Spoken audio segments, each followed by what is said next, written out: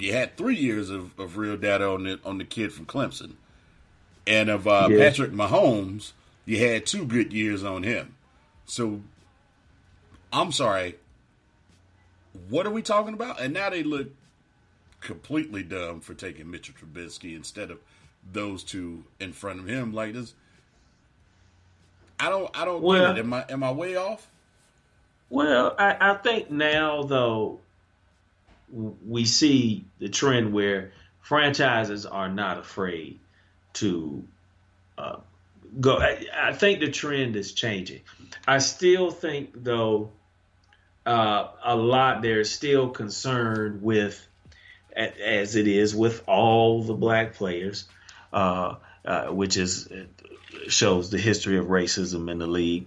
They there's a certain standard they're held to on the field, off the field, which is elevated when you play the quarterback. Because let's be Right. honest, the quarterback is the face of the franchise, the leader of that team, the But it's prime position. and it's So also, just to note, it's also the highest paid position it is. in the game. It is. And when you look at it, there's always going to be that stigma around it.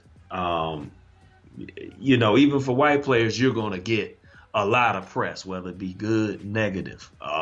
But for black players, we're still held to a higher standard. You spoke of Deshaun Watson, and you remember when he made that bad play in 2018, I think, in the playoffs, and that school district superintendent made that comment What on was the Twitter comment? talking about you. He said, when you need precision decision making, you can't count on a black quarterback. So we see that stigma still resonates in the minds of a lot of people. And I think And he said though that about Deshaun Watson. Deshaun Watson, You got to be. You yeah, see what I mean? yeah, and but I think that's still the thought, because even though we know the game is moving more towards the speed and the athleticism, and I think franchise know we need a guy back there that can get us extra downs, that can move around, but like to their defense, like Deshaun Watson has stated numerous times, he doesn't like, because it went from, instead of saying, oh, he's a great pocket passer stuff, that's when they started coming into using the dual threat label. Yeah. Uh, which is something Deshaun Watson commonly put on black quarterbacks. And Deshaun Watson can run, but that's not what he's known for. Exactly. That's not his thing. But it's still that stigma. And instead of completely giving black quarterbacks due as pocket passers or precise decision makers or throw accuracy, they go into dual threat.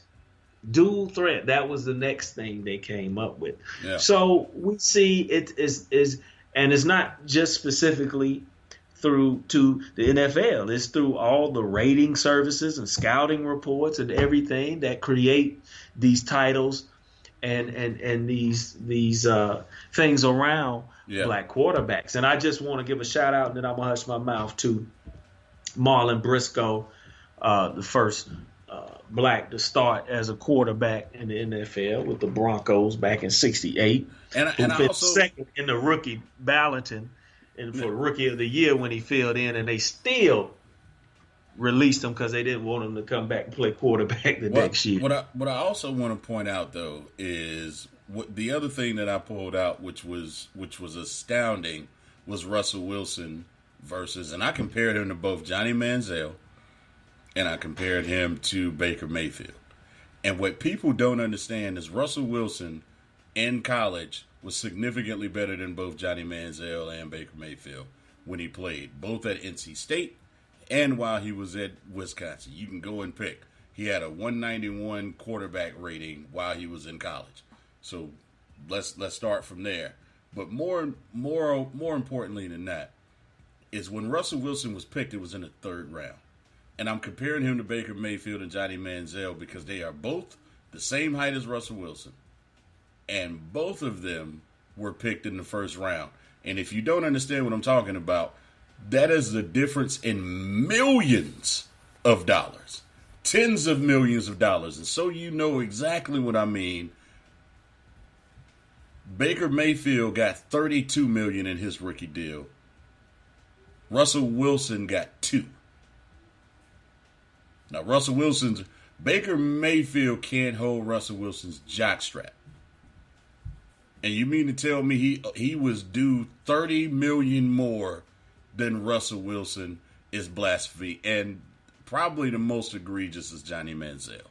So it's, again, I'm not against white quarterbacks. I still will tell you I think the greatest 2 quarterbacks I've ever seen were Peyton Manning and Aaron Rodgers. And we'll have another argument about that another time, Free. So don't start it.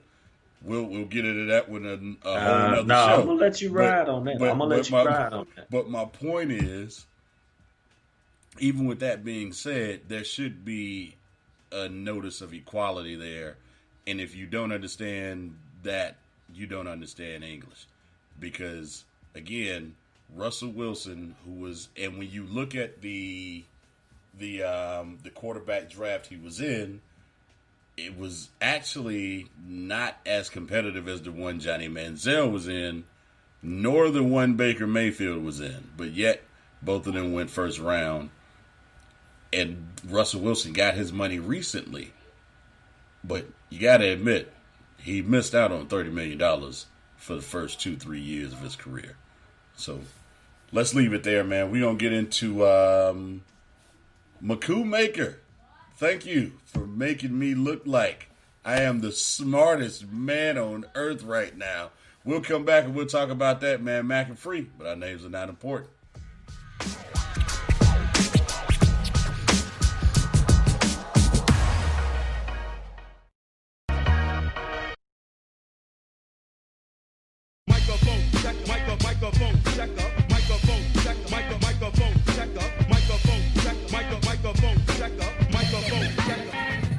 What's up, everybody? Welcome back. The names are not important with Mac and Free. And Free, I'm not even going to lie to you. I'm going to gloat a little bit on this one because I've been saying it. I've been saying it for years. I said the moment, and I got the receipts. I've got the receipts on this. And if you go back, you'll see the receipts are void because these people are not making these commitments. They hating on me. I told you. Behind the reason you stated, Prodamus, you done psyched everybody out. You almost had yourself believing that. Hey, but listen.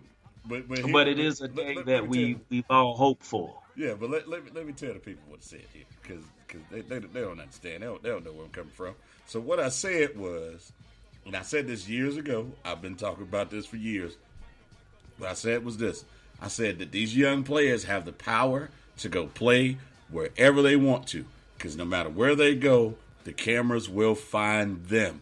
And they need to understand that so they can get back their own freedom. And we went into further discussion on this one, and it's been a evolving discussion that Free and I have had.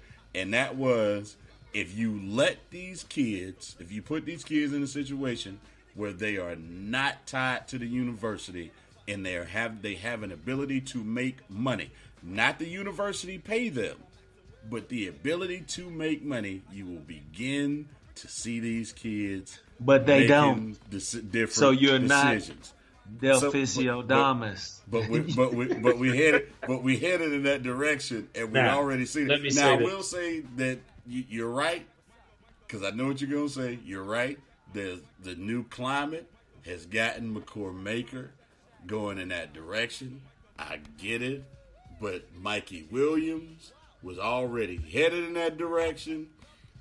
And I'm telling you, a lot of these kids want a different experience, and they want the decision to be theirs. They want the experience to be theirs. And for those a lot of these kids, as you know, they don't all go to the public high schools.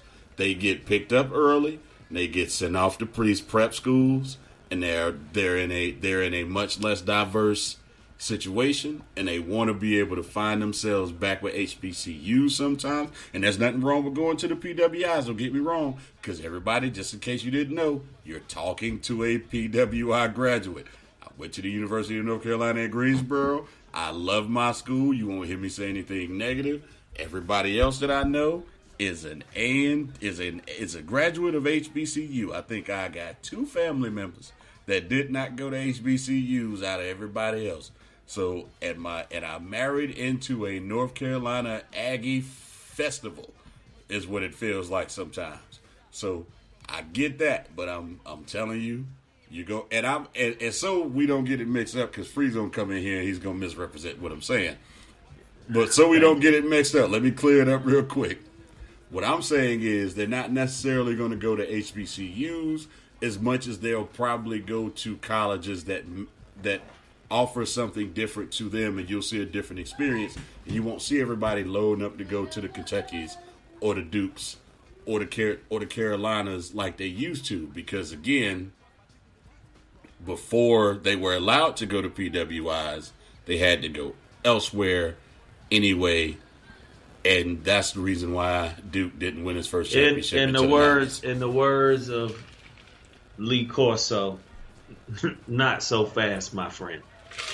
I don't think this is going to knock the Kentuckys or the. For instance, Howard had another 5-star guard that visited the same time Makur Maker visited, and he ended up going to Arizona State. So a Big 6 school. A Big 5 school, sorry. Mm-hmm.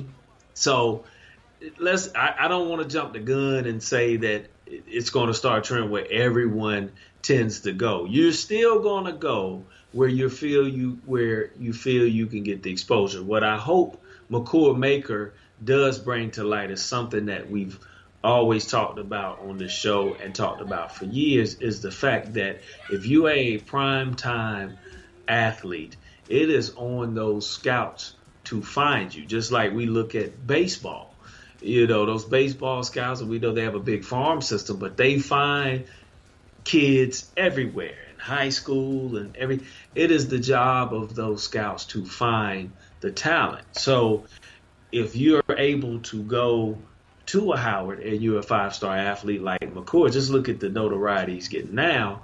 You have to understand they're going to find you and follow you, and that's the big thing. I think what the student athletes get caught up in is the big marketability with the schools you see on TV, the schools with the big facilities, the schools with the name that is marketed. But what else did I say? Internationally. What else did I say? I talked about Murray State last year. Yeah. But that argument still is not, because we've had athletes that have stood out that were overlooked coming out of high school that went to smaller schools and then put those schools on the map. If you look at what was that? I remember who was that had a little run when Wally Zerbiak. I'll give you a good one. Came on the scene at Western Kentucky. Everybody wanted to show Western Kentucky. I mean, you get. I'll give you an even better one, Free. Who? Steph Curry. Well, that's what I'm saying. But then, SoCon, baby. That was the SoCon.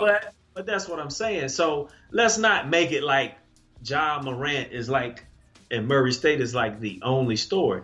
Because let's be reminded, Murray State was a winning program for the past few years. And then when Fromm left and went to Kennedy left and went to Texas A&M, and then Fromm ended up leaving. So this was a thriving program who had several pros with Isaiah Cannon, who was a point guard several years ago.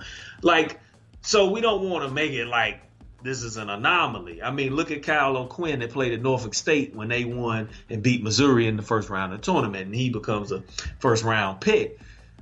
We've had situations where you've known Gary Trent at the University of Ohio. You were like, who? And then he became a big name for 2 years at the University of Ohio, and then his son ended up going and playing for Duke a year. But anyway, we've had these anomalies, so I don't want to just throw out that Murray State argument you try to go to like that's never happened where an NBA level prospect has played at a mid-major. That's not why I use that. What I use that to say is proof that the cameras will follow you wherever you are.